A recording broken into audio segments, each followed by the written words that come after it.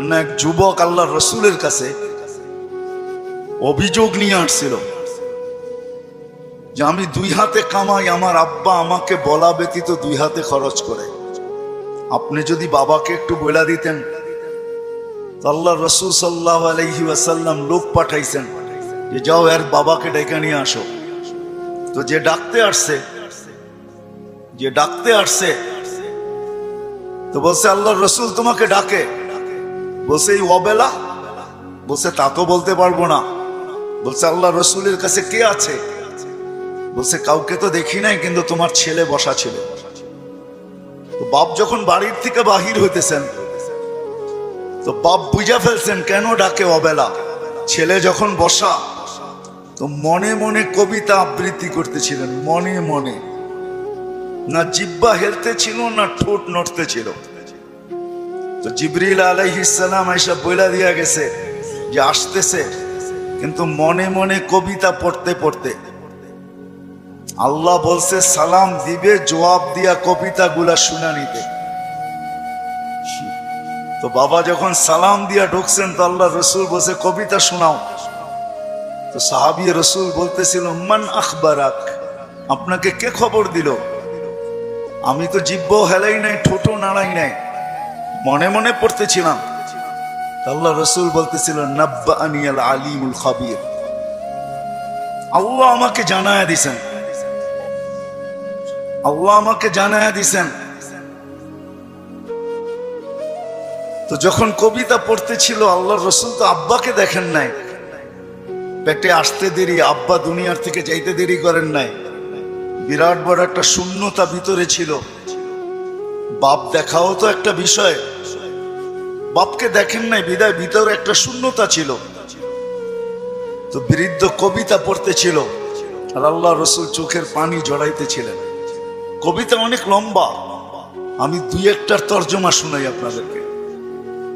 বৃদ্ধ বলতেছিল মনে বড় আশা ছিল, একা আছি, দুইজন কবে হব? হয়ে গেলাম দুইজন। তো দুজনেরই আশা জাগলো যে আমাদের কুল ভরবে কবে। আল্লাহ কোলো বইড়া দিল যেদিন তুমি আসলে। তো দুইজনই ভাবলাম যে আমাদের আর বাঁচার দরকার নাই, এখন বাঁচবো তো সন্তানের জন্যই বাঁচবো। সত্য এটাই, কিন্তু মা বাবা সন্তানের জন্যই বেঁচে থাকে, সন্তানের জন্য বেঁচে থাকে। বলে আমরা তোমার জন্যই বাঁচতেছিলাম, আমরা বুড়া হইতেছিলাম, তুমি জওয়ান হইতেছিলা, আমার সবকিছু তোমার ভিতরে যেতেছিল। একদিন তুমি পায়ের উপরে দাঁড়ায় গেলা, কামাইতে শুরু করলাম, আমি বুড়া হইলাম। তো বাপের বড় আফসোস ছিল যে তুমি আমাকে বাপ না মনে করতে, একজন হিতাকাঙ্ক্ষীও তো ভাবতে পারতে। তুমি আজকে আল্লাহ রসুলের কাছে আমার বিরুদ্ধে অভিযোগ দিলে। আল্লাহ রসুল পুরা কবিতা শোনার পরে যুবকের কলার ধরে বলতেছিল কুম ওঠ, আনতা ওয়া মালুকা লি আবিকা, তুমি আর তোমার মাল তোমার বাপের, বাপের বিরুদ্ধে অভিযোগ। তো আমার প্রশ্ন যেটা ছিল যে দিন আমাদের জন্য কেন? আজকে যদিও আমরা ভাবি না, চিন্তা করি না যে দিন আল্লাহ আমাকে কেন দিলেন, দিনের পরিবেশ আমার জন্য কেন প্রয়োজন, কেন প্রয়োজন? সত্য এটাই, আপনি মানেন আর না মানেন, বোঝেন আর না বোঝেন, এটা কিন্তু আল্লাহর তৈরি, আল্লাহ তৈরি করছেন। কে তৈরি করছেন? এটা কার তৈরি করা? এটাও তো একটা মেশিন, মানব নামের মেশিন, ঠিক না? না মেশিন না? মেশিন তো। এটা যতগুলা কাজ একসাথে করতে পারে, দুনিয়ার কোনো মেশিন মনে হয় এতগুলা কাজ একসাথে করতে পারে না, ঠিক না? এটাও তো মেশিন, এটার আল্লাহর অস্তিত্ব দেওয়া মেশিন। একটা ছোট প্রশ্ন আপনাদের কাছে আমার, সমস্ত মেশিন চালানোর জন্য যদি রীতিনীতি থাকতে পারে, তাহলে এই মেশিনটা চালানোর জন্য কি কোনো রীতিনীতি নাই? ওটা কার পক্ষ থেকে নির্ধারিত হবে? মেশিন যে তৈরি করে তার পক্ষ থেকে নির্ধারিত হয়, ঠিক না? আপনি স্বীকার না করতে পারেন, কিন্তু আমার কথা লেখা রাখেন, আপনি আর আমি জমিনে আসছি সাদা কাগজে সিগনেচার দিয়া। আমি কোরআন দিব আপনাকে, সাদা কাগজে শুধু সিগনেচার দিই না, সাথে সাথে ফিঙ্গারও দিয়ে আসছি, ফিঙ্গার। নাইলে কোরআন এই কথা চিৎকার দিয়ে কোনোদিন বলতো না, আলাস্তু বিরাব্বিকুম ক্বালু বালা। আল্লাহ জিজ্ঞাসা করছিলেন আমি কি রব নই? আমরা সিগনেচার দিয়ে আসছি সাদা কাগজে, আপনি আমাদের রব। আজকে যদিও নাকি আমরা ভুলে গেছি, সত্য এটাই, সমাজের চতুর্দিকে তাকাইলে দেখা যায় সবকিছু পাওয়ার পরে ভুলছি তো শুধু আল্লাহকে ভুলছি, আর কাউকে ভুলি নাই। আপনি যুবকের দিকে তাকান আর বৃদ্ধের দিকে তাকান, নারীর দিকে তাকান আর পুরুষের দিকে তাকান, শিক্ষিতর দিকে তাকান আর অশিক্ষিতর দিকে তাকান, গরিবের দিকে তাকান আর ধনীর দিকে তাকান, উচ্চ সোসাইটিওয়ালাদেরকে দেখেন আর নিম্ন সোসাইটিওয়ালাদেরকে দেখেন। সবার দিকে তাকাইলে একটা কথা সুস্পষ্ট, সবকিছু আল্লাহর থেকে পাওয়ার পরে কিন্তু আমরা ভুলে গেছি আল্লাহকে। সবকিছু পাওয়ার পরে, সত্য তো? হ্যাঁ, যদি প্রমাণ চান আমি দিতে পারি, প্রমাণ চান আমি যুক্তি দিয়ে দিতে পারি। বলেন ডেলি অক্সিজেন নেন কার? কে অক্সিজেন দেয় আমাদেরকে? হ্যাঁ মানেন? হ্যাঁ, আমার তো বুঝে আসে না আপনাদের এলাকায় ঢোকার পরে যে উন্নত বিশ্বের কোনো লোককে যদি এই এলাকায় ছেড়ে দেওয়া হয়, বা ঢাকা শহরের ঘনবসতি এলাকাগুলাতে ছেড়ে দেওয়া হয়, বা পুরান ঢাকার কোনো গলিতে ঢুকাইয়া দেওয়া হয়, ও মনে হয় বাহির হয়ে ভাববে যে এইখানের মানুষ অক্সিজেন নেয় কি করে, ঠিক না? মনে হয় বুঝাইতে পারি না, কিন্তু আমাদের নিতে কোনো অসুবিধা হয়? হ্যাঁ, আপনার গলিতে অক্সিজেন কে ঢুকায়? হ্যাঁ, কাটটা নেই, প্রতিদিন কার অক্সিজেন কতটুকু নেই জানি? হ্যাঁ, পার হেড 550 লিটার নেই। মাছ যদি 30 দিনে হয় তাহলে আর আপনি আর আমি 16,500 লিটার পার মান্থ নেই অক্সিজেন। বলেন এখানে আমরা যেই কজন বসা আছি ডেলি কতবার মন খুইলা আল্লাহ বলি? আল্লাহ, কতবার মন খুইলা আল্লাহ বলি? আল্লাহ যদি জিজ্ঞাসা করে তুই আমাকে এরকম করে ডাকিস কেন, তো আমি ভিতর থেকে যেন জবাব দিতে পারি, মালিক 24 ঘন্টা তোমার অক্সিজেন নেই, 1 টাকা বিলও তুমি নাও না। অথচ আমরা 2020-এ দেখছি এখনো মিডিয়ায় থাকতে পারে ঢাকার এক হাসপাতাল মাত্র আধা ঘন্টা অক্সিজেন দিছে আর 84,000 টাকা বিল বানাইছে, আর আমরা 24 ঘন্টা অক্সিজেন নেই। তুমি একবারও আমাদের থেকে বিল নাও না বা চাও না। আমার মন চাইলো তোমাকে আমি একবার মন বইরা আল্লাহ বইলা ডাকি। 3 দিন পর্যন্ত ঘরে পানি ব্যতীত কিচ্ছু নাই, 3 দিন চলতেছে ঘরের অবস্থা, শুধু পানি আছে আর কিচ্ছু নেই। 4র্থ দিন সকালে ঘরের অভিভাবক বাহির হইতেছে আর বলতেছে দোয়া করো আজকে যেন কিছু মিলে। কিন্তু যখন সন্ধ্যায় ফিরতেছেন ওই দিনও কিচ্ছু মিলে নাই, ওই দিনও কিচ্ছু মিলে নাই। কিন্তু ঘরের মহিলা বারবার রাস্তা দেখতেছেন যে আজকে কিছু মিলবে হয়তো, কিন্তু সন্ধ্যাবেলা যখন ঘরের পর্দা উঠায় দেখতেছেন আসতেছে, কিন্তু চেহারাটা মলিন, হাত দুইটা খালি। নাম পরে বলবো আমি।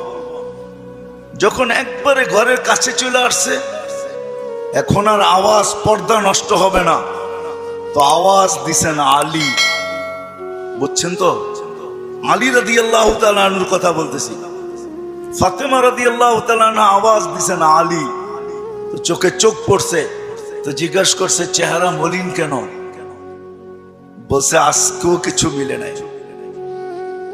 তো ঘরের মহিলা বলতেছে ওয়াজাদনা শাকারনা লাম নাজিস সাবারনা, পাবো তো শুকরিয়া আদায় করব না, পাবো তো সবর করব। দুনো অবস্থায় আল্লাহ আমাদের সাথে। আর আলী এটা জানো, আল্লাহ যাদের সাথে থাকে তাদের চেহারা মলিন হওয়ার শোভা পায় না। একটু ভাবেন না, একটু ভাবেন না। তো দরজা খোলার পরে যখন ঢুকতেছেন ঘরে, আলী রাদিয়াল্লাহু তাআলা আনহু বলতেছেন, ফাতেমা সাররাত ওয়া তাবাসসামাত। ফাতেমা মুস্কি মুস্কি হাসতেছিল। চতুর্থ দিনের ক্ষুধার্ত। এটা ওই দিনের কাহিনী যেই দিন হাসান হোসাইনকে আল্লাহর রাসূল জিহ্বা চোষায়া খিদা নিবারণ করাইছেন। ওই দিনের কাহিনী বলতেছি আমি। কিন্তু স্বামী এমনি তো মনটা খারাপ, স্ত্রী মলম দিতেছেন, সেও যদি চেহারা খারাপ করে তাহলে চেহারাটা আরো ভাঙ্গা পড়বে, দিলে আরো ব্যথা পাবে। তো প্রথম সান্ত্বনা দিছে, আলী পাবো তো শুকরিয়া আদায় করব, না পাবো তো সবর করব। দুনো অবস্থা আল্লাহ আমাদের সাথে। আমাদের জন্য শোভা পায় না যাদের সাথে আল্লাহ থাকে চেহারা মলিন হোক। স্বামী যখন ঘরে ঢুকতেছেন, আলী রাদিয়াল্লাহু তাআলা আনহু বলতেছে, ফাতেমা সাররাত ওয়া তাবাসসামাত। ফাতেমা মুস্কি মুস্কি হাসতেছিল, আমার আগমনে খুশিতে নাচতেছিল। আলী রাদিয়াল্লাহু তাআলা আনহু বলতেছেন, আমি আর নিজেকে ধরে রাখতে পারি নাই, তো আমি কাঁধে হাত রাইখা দোয়া দিতেছিলাম, রহিমাল্লাহ, আল্লাহ তোমার উপরে রহমত নাযিল করো। বলেন এই সম্পর্কটা কতটুকু সুখী। আমাদেরও তো এরকম একটা সম্পর্ক আছে, যদি আমরা তুলনা করি তাহলে ওই সম্পর্কটা কতটুকু সুখী, আমরা কতটুকু সুখী। আমি কিন্তু অনেকগুলা জিনিস দেখায় বুঝাইতে চাইতেছি। এজন্যই আমার কথা শুরুটা ছিল যে একক শ্রেষ্ঠ মানুষ, যেটা সৃষ্টির ভিতরে সবচেয়ে বড় সেরা, এই মানুষটার ভাবা উচিত যে আল্লাহ দিন আমাকে কেন দিলেন, দিনের পরিবেশ আমার জন্য কেন প্রয়োজন, আর কোন সৃষ্টির জন্য দিনের পরিবেশ নাই কেন। এটা ভাবা উচিত, চিন্তা করা উচিত। আমি কয়েকটা উদাহরণ দিলাম, হাজারও দেওয়া যাবে। অথচ মুসা আলাইহিস সালাম আল্লাহকে জিজ্ঞাসা করছেন, আমার জান্নাতের বন্ধুকে? তা আল্লাহ বলে কসাই। মুসা আলাইহিস সালাম ঠিকানা চাইছেন যে আমার জানা দরকার, কসাই এত বড় উচ্চ মর্যাদায় কি করে উঠলো, কি কাজের বিনিময়ে উঠলো যে আমার জান্নাতের বন্ধু হবে। তো মুসা আলাইহিস সালাম যায় দেখছেন, পুরা কাহিনীকে আমি শর্ট করতেছি, যে কসাই যখন সকালে বাড়ির থেকে বাহির হয় দোকানের উদ্দেশ্যে, তো বৃদ্ধা মার পরিপূর্ণ সেবা করা তারপরে দোকানে আসে। আবার যখন ফিরা যায়, মার মতো সত্তাকেও বৃদ্ধাশ্রমে রেখা আসে, বাবার মতো ব্যক্তিত্বকেও বৃদ্ধাশ্রমে রেখা আসে। ঘরের থেকে বাহির করে, নিজে তো খাটে থাকে, কিন্তু বাবা মাকে গাড়ির গ্যারেজের ভিতরে থাকতে বাধ্য করে।